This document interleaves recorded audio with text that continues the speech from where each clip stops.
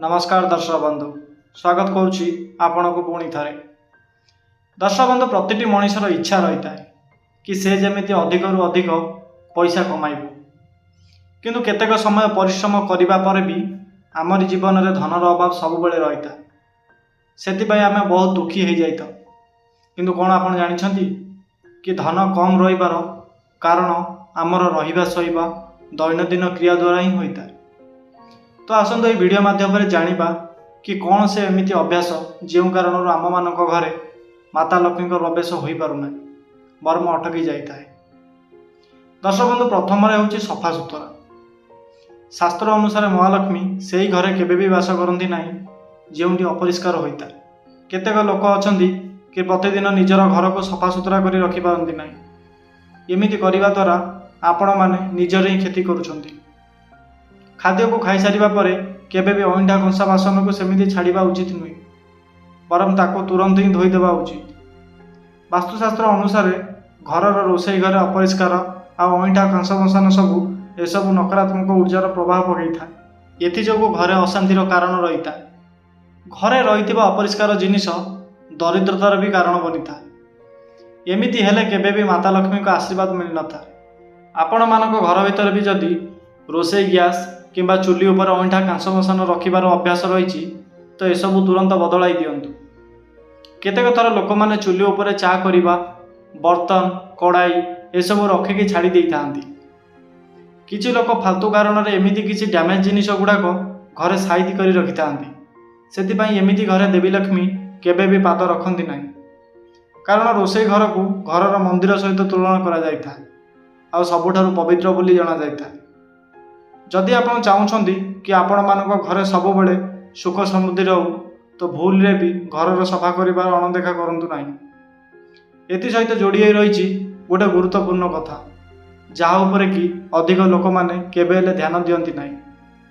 से होउछि कि सूर्यास्त पर केबे भी घरे झाड़ू लगाइबा आदौ उचित नुहे।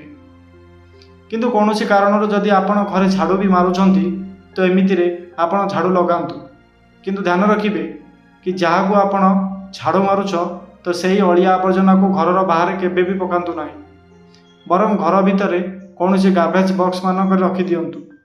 वास्तुशास्त्र अनुसार सूर्यास्त पर घर भीतर अलिया बाहर फोपाड़े माता लक्ष्मी घर बाहर को चली जाती एवं घरे दरिद्रतार बास होता है।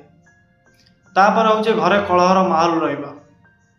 दर्शक बंधु, जो घरे प्राय समय कली कजिया, मन मुताबक झगड़ा एसबूर वातावरण रही थाए आ जो घरे खराब शब्दर प्रयोग होता है तो एमिति घरे नकारात्मक ऊर्जा बहुत जल्दी प्रवेश करें आ दरिद्रतार प्रभाव बढ़ी जाए।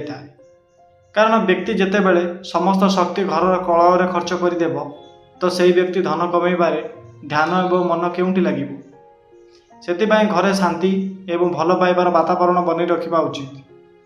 जदि निज निज भितर किसी कथा को नहीं असंतोष रोच तो यह को शांत मन ठीक करी सुधार देवा उचित। तापर होउची स्त्री मानकर अपमान। दर्शक बंधु, आमरी धर्मग्रंथ मानकरे बहु बेटी मानकू साक्षात माता लक्ष्मी स्वरूप बोली जना जाए। जो घर मानकरे स्त्री मानकर अपमान होता है तो सही जगह माता लक्ष्मी केबे भी रही पारंती नाही।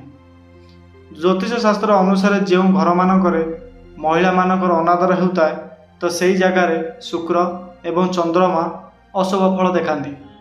सेतिबाई घरर महिला मानक सहित सम्मान देवार पूरा ध्यान रखा उचित, नहले माता लक्ष्मी रुष्ट हो जाती।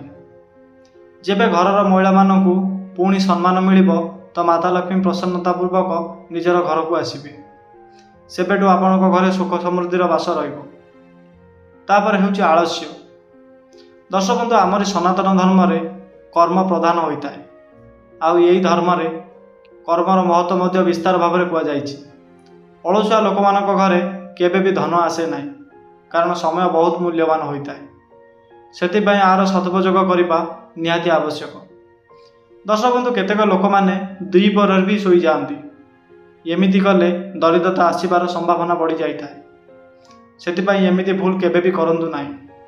सूर्योदय पूर्व उठिक समस्त नित्यक्रम सारी दे पूजा अर्चना करी सकाळु सकाळु ही निजर कर्म लगी उचित।